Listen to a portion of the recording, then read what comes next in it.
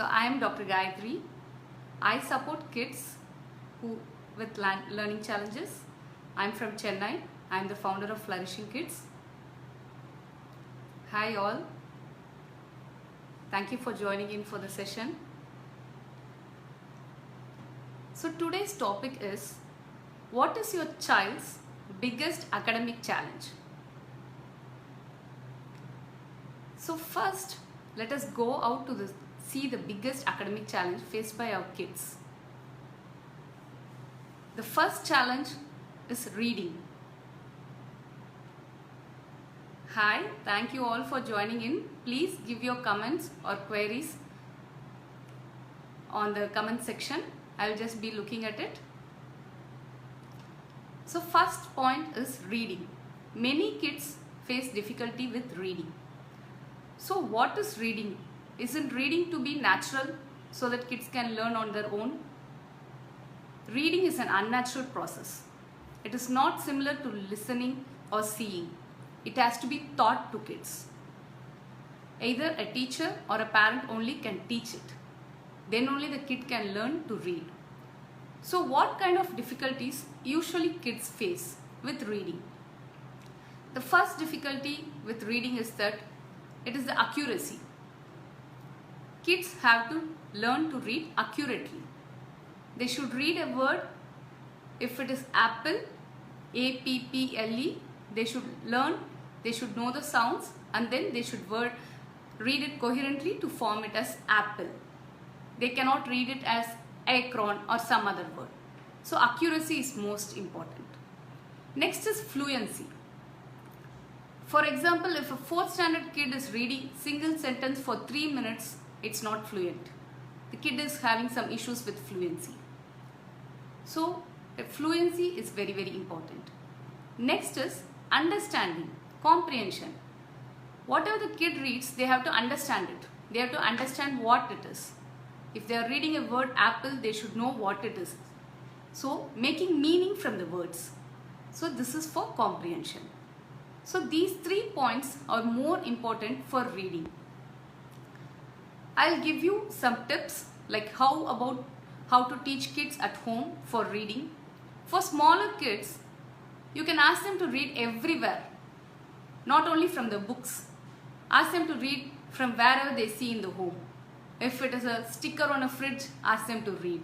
If it is from a newspaper or a magazine, some title over there, ask them to read. So they will start feeling easy to read about it. Don't confine them to books alone. Make them read everywhere. They can just see the boardings. If they go out on a car or a trip, wherever it is, they can just see on it. They can start reading out from there.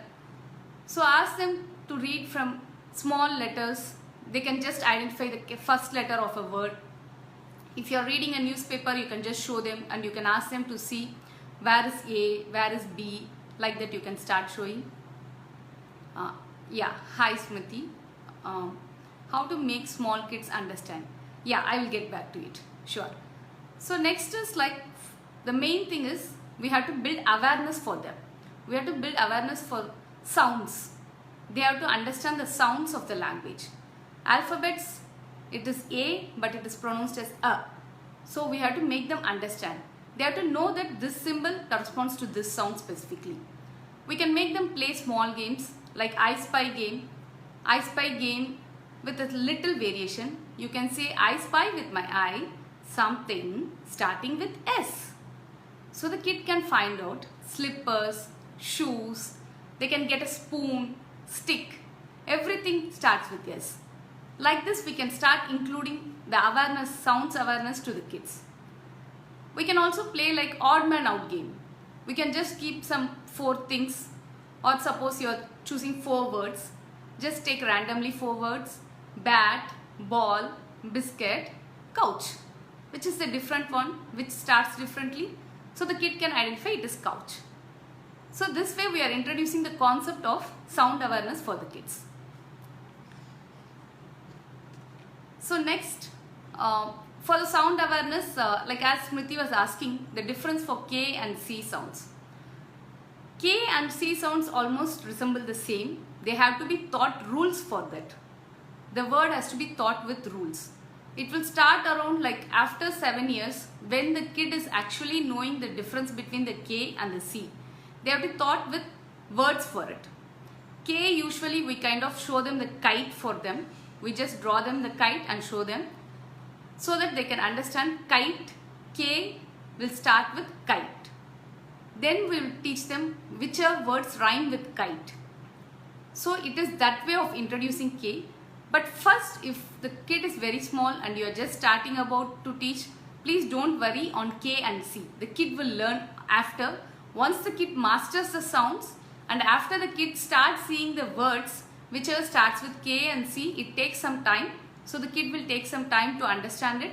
Then we have to teach the rule wherever the K will come and then C will come. We have to introduce in that way for them. So next is with books. Books are an excellent source. So we have to use them to the best level. Story time is very, very wonderful for kids. So we used to tell stories. We generally say stories for small kids from 6 months to older kids. Please use their story time effectively so that they can understand more. Reading comprehension would be more.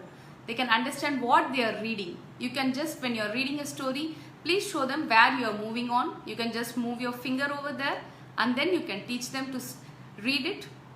For some books, there are independent reading books where the kid can read by themselves. Some books we can read for them, but we have to make sure our kid also sits together with us. Then we can read them, those story books. So for independent reading books, it's like that. Those sounds in the books, all sounds the students would have mastered before itself. The kid would have mastered it. If the kid knows the basic sounds of S, A, T, P, the words in this book will be only with S, A and T, P, so that the kid can read all the book, entire book by themselves. It is in that way. So introduce them to independent books around 6 years. Those will be like very good help for them. If you are reading a story book to the kid, you can ask them questions. We can, in that way, we can ask them comprehension. They can understand the comprehension level. So what questions we can ask for the kids? Usually we say there are what WH words. WH words are what is happening there, what are they doing, where are they going, where is the kid going, where is the story happening, then who is the main character of the story. Suppose the small girl is the story's main character, they can say it, what the kid is feeling of. So who? Then when is it happening?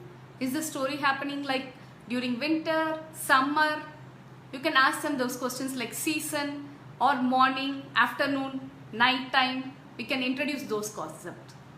The next level is that it is why and how. It is a little higher concept for the kids because they have to understand why it is happening. Why the kid has fallen down that time. Why the kid was flying out that time. So that is a higher level concept that can be introduced once the kid understands the first basic questions. Why? How? How did this happen? You can start asking them. Whenever you read a small story or just a small page of a story, you can ask these questions so that the kid will start understanding there are the concepts that if we read, there is something we have to understand and we have to perceive it, then only we can answer it. So these are like small tips which we can introduce daily in our story time whenever we are going to tell a story to our kids. That will be like interesting, interactive also for the kids. You can just, for little older kids, you can just show them the book and you can ask them, where are the sound B has come? Can you show me? Where is the B sound? Or where is the letter B? So that they will see, they can understand B is there. So they can start understanding, okay, bat also starts with B, ball also starts with B. Like that, it is very useful for them. So this is how you introduce story time as a reading extension. It is very, very beneficial. Next is fluency. Fluency will improve once we introduce kids to various kind of books. Please start introducing your kids to various books. You can introduce them to various genres. Don't stick on only to the books. If they are seeing cartoons, you can just put the subtitles on. They can read it. Sometimes you can just mute it so that they have to read the subtitles. You can help them without those reading subtitles. It will be very useful for them. So we can introduce reading in variety of games in our day-to-day schedule for them. So this is the first topic, reading. Next is spelling. Spelling is a major issue. I know many times parents feel that my kid doesn't write the correct spellings. My kid is having always trouble with the spellings. My kid doesn't know how to write basic words. So for spellings, you can always introduce some games for them. For kids, you can introduce the Scrabble game. That is a wonderful game so that they start knowing the spellings. For spellings, you can also just use the scrambled letters game. You can make small cards with alphabets. You can just write by yourself. You can ask your kid to decorate so that it will be fun for them. You can start introducing those small cards to them. Then they have to just shuffle it up. You can ask them to keep words with that. It will be very interesting activity. Also, you can use the fridge magnets. The alphabet magnets usually comes in a small colorful pack. That is very, very useful. You can just play over the fridge. This is useful not only for small kids. For bigger kids also, you can have 2 packs of fridge magnets so that you can use it like combination and permutations, and you can find many words along with that. So it is very useful for them. Then is that if you are practicing spelling with your kids, please don't ask them to write like 10 words, 10 of the same word. If they are learning the word spell, S-P-E-L-L, we usually tend to write spell 10 times so that the kid will remember. Yes, that is good. Their memory gets there is a muscle memory that gets incorporated. But if you are teaching the kid, small kid, you can start teaching like yes. The next one, it will be like S-P. Next one will be S-P-E. Next will be S-P-E-L. Then S-P-E-L-L. In this way, the kid will learn what is the first letter coming. Sp. Then E will come. It's a vowel getting attached. Spell. There is a double L there. The kid will remember it for a longer time rather than writing the word same for 10 times or 20 times. Then whenever you are teaching them spelling, please teach the meaning also to it. You can just say spell. You can just use them in a sentence. Spell is like you have to spell this word. You have to spell queen. Can you spell it for me? If you are introducing a set of 10 words for the kid, start using those 10 words in the following week whenever you are communicating so that the kid can understand better. Since it is all smaller kids group and we are staying at home now with them and saying all these games, it is very easy to start with them. You can just play this game randomly whenever the kid is free. Just for 5 minutes, just introduce one word to them. They will remember it. Next day you can introduce another word. Then we can play the spelling train game. Yeah, usually it's called the spelling train for kids. You have to start telling any small word like cat. The kid should start with T. They have to tell some small word with tap. Then it follows. So the kid will start listening to the sounds. For smaller kids, you can help them with the spellings also. Whenever you are saying a word, you can say cat, C-A-T, cat. It is better if you know the sounds, teach them with sounds. K, A, T. Phonics is useful. Phonics knowledge, it is easy way to understand them. The kid can understand better. One more thing, parents come and ask me that actually we haven't been taught in phonics. So how come we teach our kids phonics way? If you haven't been taught, please, we know many words. We know that cat starts with C. So you can just start associating the sound C for K. Like that we can start associating by ourselves. We can teach the kids better. If you teach the sounds to the kids, it is always beneficial for them. So for spellings, if smaller kids are not writing it correctly, if they are writing it what they hear, it is actually good. They are hearing it and only they are writing it. So let them write. If they are writing it wrongly also, like if it is for kite, they are using C, it is okay. Because first the kid will start writing in that way only. Then only we can help them to differentiate. There are spelling rules for the kids. If you are introducing spelling rules, please don't introduce all spelling rules in one day. You have to just stick on with one rule, let the kid master it, then go to the second rule. It is always that way. Please don't introduce maybe for us we will think 5 vowels, A, E, I, O, U. let me teach 5 together today. It won't work for kids. You have to teach A sound alone for one day. Next day, you can, for smaller kids like for KG kids, for kindergarten kids, you can introduce 2 sounds per week. You can introduce only that much. Because if you're introducing too much, the kid will get confused. So start introducing them slowly to the rules. Rules are always beneficial. Then you can play crossword games with kids. Crossword games are actually very easy. For younger kids like first standard, second standard kid, you can just take their friends' names. You can just write a list. Obviously, they will be having like 6 to 7 friends with them. We can just put the first letters, last letter. We can ask them to write in the filling letter kind of thing. You can just say like your friend in the apartment for point 2, your friend in the apartment. For point 3, it is like your close school friend. For point 4, your cousin staying in Bangalore. Like that you can just keep them engaged because it will be fun for them. Crossword can be made fun to the kids. This way we can introduce spellings also for them, and the kid is also knowing that this word starts with first letter and last letter is this. So they know a complete letters for a game. So it is very useful for spellings. Do try spelling games with kids. Spellings is fun for them, and let them start writing in whatever spelling they hear. Then we can start correcting it. Don't start correcting it immediately as the kid writes. Kid will not write. They will be stumbled upon every single word. If you start telling them spellings, they will be stumbled upon. Let them write whatever they are feeling. Then you can say, this is like this and it has to be changed like that. Next, maths. Maths is of course difficult for everyone. Most of us feel difficult with maths. It is like why maths is difficult? Maths is a cumulative session. It's almost cumulative subject. You have to understand the basic steps, then only you can go to advanced steps. That is the main thing for maths. For smaller kids, we can just introduce mathematical concepts with their toys itself. Their toys, their cards pack, or any things around the home. Now if they are at home, you can just introduce maths concept with vegetables. We have so many vegetables in our fridge. You just open your fridge. You can just take some vegetables out there. You can just say how many ladies' finger is there. You can start counting with your smaller kids. If it's a bigger kid, start doing addition. Start doing subtraction there. You can start introducing with materials. Materials are always beneficial for maths concepts. That way the kid can understand. It is not abstract anymore for them. They can see the values. They can see the concrete values. For little big kids like 4th standard, 5th standard, whenever you do some shopping or something, give them the bill. Ask them to tally for you. Tell them whether it is correct. Can you please check it for me? Yeah, they will definitely check it for you. It is like interesting activity for them. So we can introduce maths in our wherever practical things we can use it up.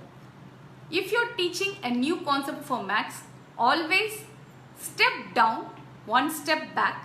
Suppose you're teaching like addition with change. So first day, you have to teach them addition without change. Then only you can go to addition with change. Directly don't introduce addition with change. Even if they are mastered also, just give them 2 problems for that. It is like you are stepping down so that you understand the whole concept. Then you are moving over to the next concept. The kid can easily understand better. They will know the basic concept. Then they can move on to the next concept. So it is very much useful for them. So maths you have to teach with materials for smaller kids. Then you can just move on to the next higher levels. Then one more main thing is attention. Many times parents complain that my kid doesn't sit. They don't do homework. And now since all kids are at home, as such parents are taking a new role of teacher also. They have to make them do homework. They have to make them sit in their online classes.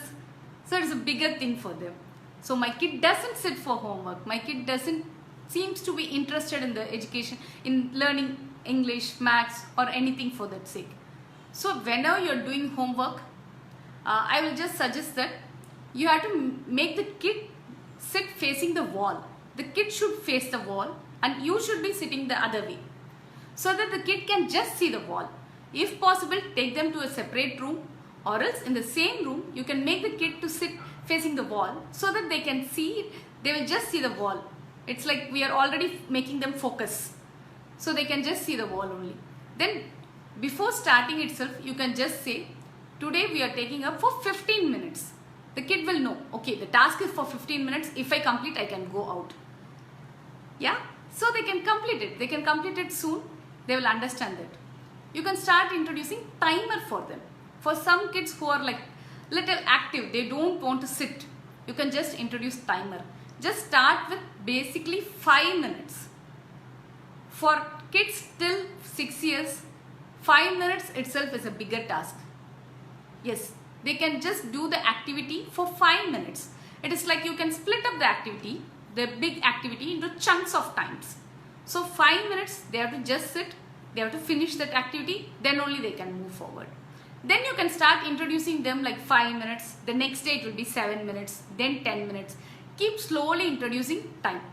I mean that 5 minutes, if they sit around at 5 o'clock for 5 minutes, after some 45 minutes you can again ask them to do one more problem. Then after 45 minutes you can ask them to do. In that way they feel like very easy. It is only 5 minutes.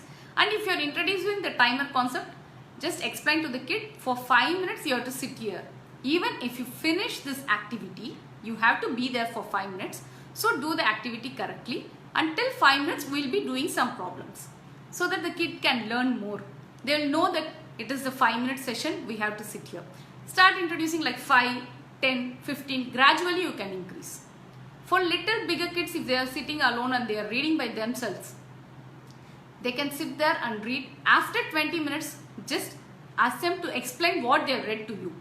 You can just ask them whatever they have read, they can explain to us or any other family member at home, so that they will know what they have read. They are actually comprehending it, they are understanding it, they are actually giving it the output. So you can always introduce them like 20 minutes chunks is enough. 20 minutes, then they have to come back, they have to answer for you. So this way the kids will be more focused to us. Sometimes if the kid is like mild fidgety, it's okay. If they are just moving their leg or hand, please don't keep on correcting it. Don't move your leg, don't move your leg. It's okay. Kids sometimes be like that. If they are concentrating on the subject, leave it up. If they are not concentrating on the subject, then we can say. But sometimes if the kid is like slightly moving on or sharpening their pencil or keep on doing something, wiggling, it's okay. But if they are concentrating, just leave it. Just they can do it for 1 or 2 minutes, then they will leave it up. So it's okay. So next, for kids like little hyperactive kids, you can jump right into the project or activity for them.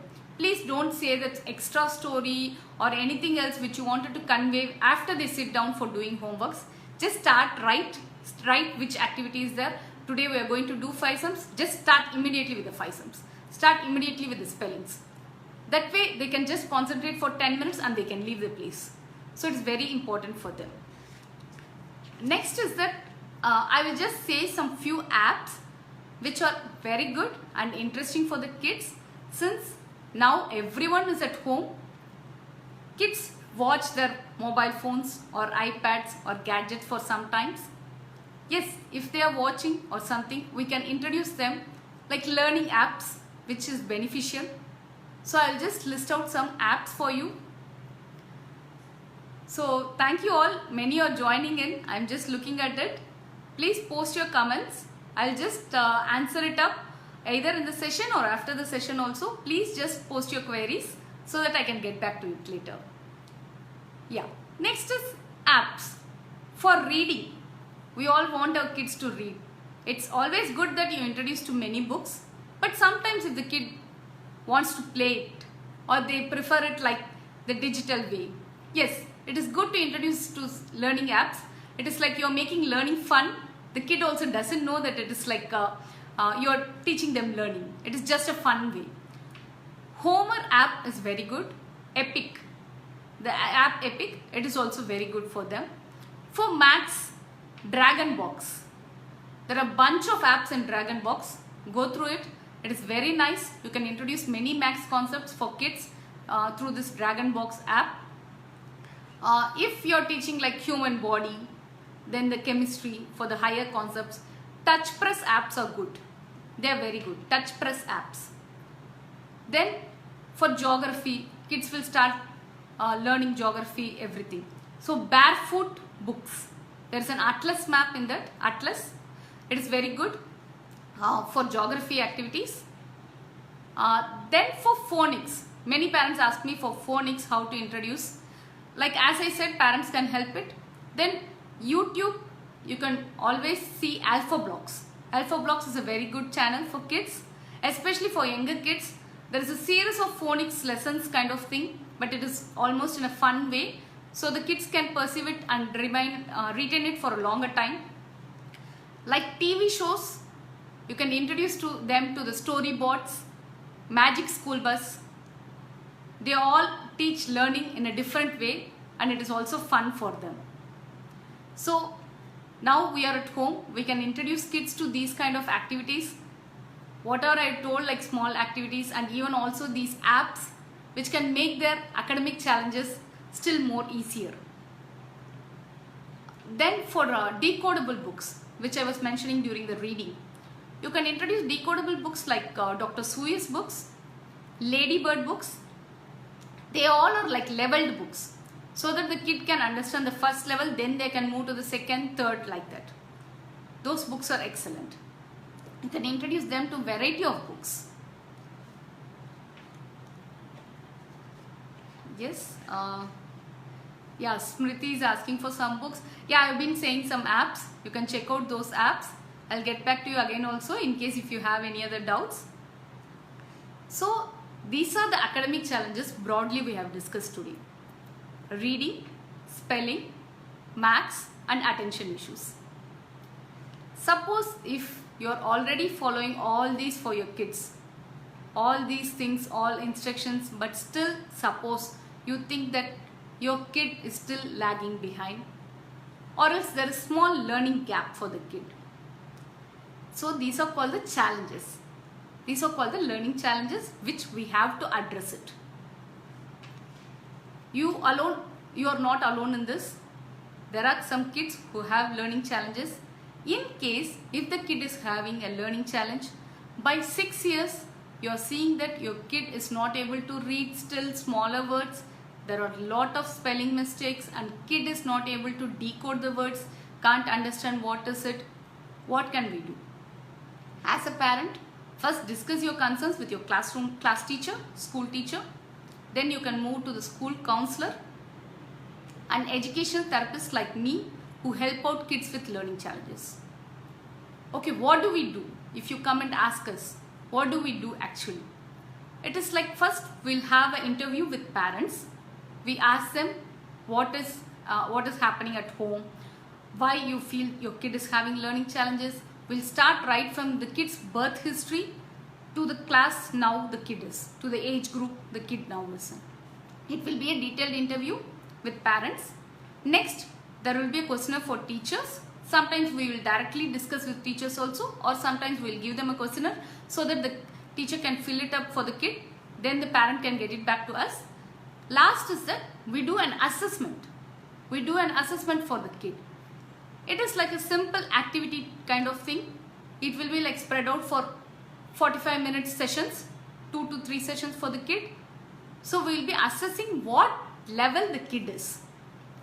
Then after these 3 steps, we'll craft an individual plan for your kid. That is what we do. We do an individual plan for your kid. It will be then we'll be giving classes to the kid. It is usually separate classes after the school. Sometimes within school also, if the school teacher is asking us in the school itself, we'll be doing it in the school, or after school hours also, it will be separate pull-out classes. It will be like 3 to 4 classes per week. So where we teach the kid whatever the learning gap issues are there, whatever there is academic gap. So we'll teach them the basic skills so that they can understand better. They will be able to read by themselves. They will be able to know the basic sequences, basic academics, basic knowledge. Yeah, this is what we do as an education therapist. Learning challenge is not related to the IQ of the child. Please remember it, it is not at all related to the IQ of the child. Some kids who are very, very smart have these kind of learning challenges. It is that we have to address it early. If the kid is addressed correctly at first standard, we can give them coping up techniques at that time itself, so that we are not widening the learning gap, we are narrowing it down. These are called like addressing it early. We are addressing the kid early. Yes, so these are the learning challenges.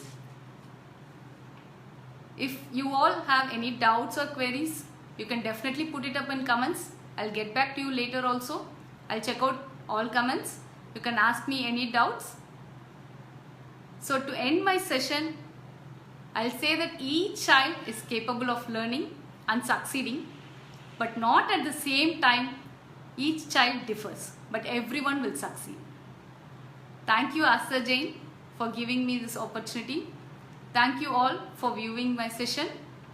Have a great day.